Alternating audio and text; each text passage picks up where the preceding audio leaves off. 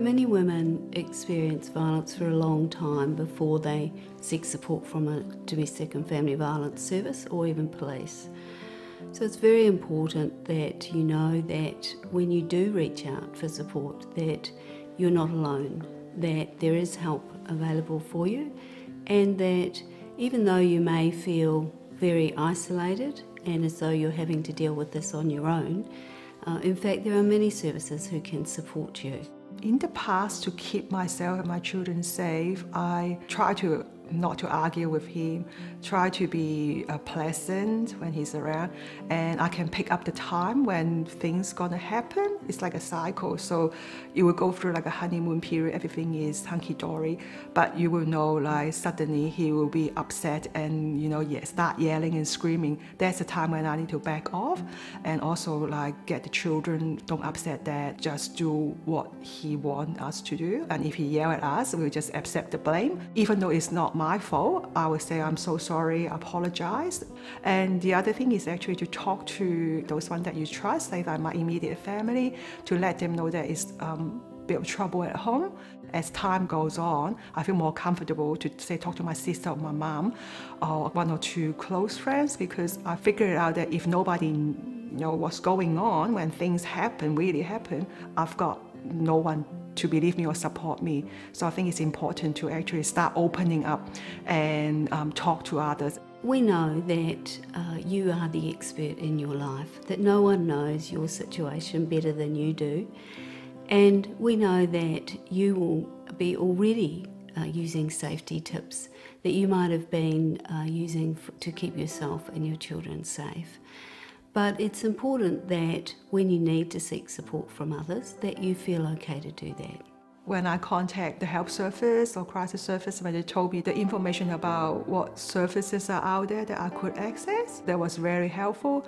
And also I read and learn about what is domestic violence, what happened to me, it is not right. Because my husband told me that, don't you think that this happened to all the couples, they fight, I believed it because of my naive. I don't have experience of what family domestic violence is about, so I just believe it. In terms of friends, just simply talking to them, because they always say that it's not your fault and you don't have to put up with it. So like over time, it builds up to a strong case for me to believe, yes, I shouldn't be putting up with this rubbish and that I deserve better. For some women, they have time to plan for their safety, and you might want to think about putting some things aside for that time when it's right for you to take that next step. So you may want to put aside a bag that's packed that might have some essential clothing in it for you.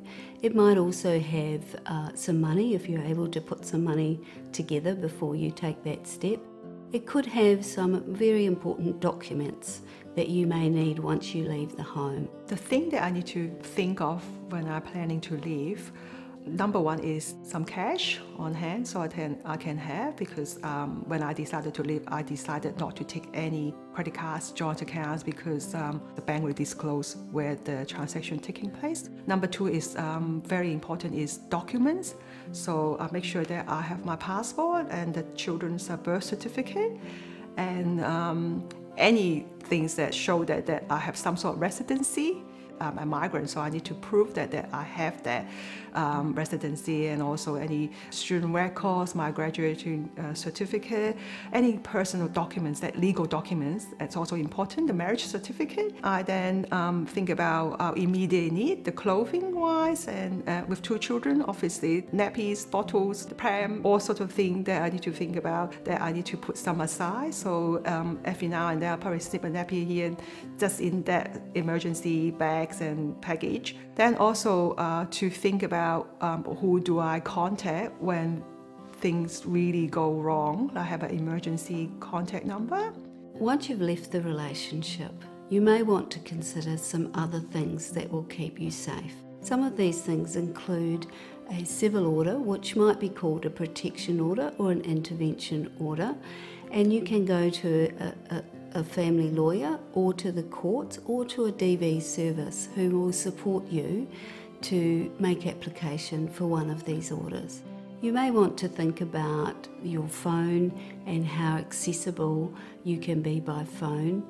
You may want to think about other social media and how you might be accessed, or how your partner or ex-partner might be able to monitor your movements. You might want to make changes to your accounts on social media. What saved me is that phone call to the support services who told me that I don't need a marriage counselor.